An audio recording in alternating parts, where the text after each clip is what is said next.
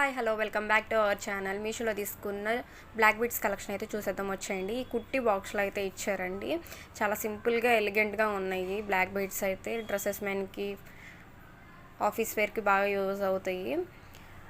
అయితే వాటర్లో తడవని కూడా చూసుకోవాలండి. ఫస్ట్ వన్ అయితే ఇది సిల్వర్ వచ్చిందండి లాకెట్, అదొక్కటే మైనస్ అనిపించింది నాకు. దూరం నుంచి చూస్తే అంత అర్థం కావట్లేదు కానీ దగ్గర నుంచి బాగా అర్థమవుతుంది.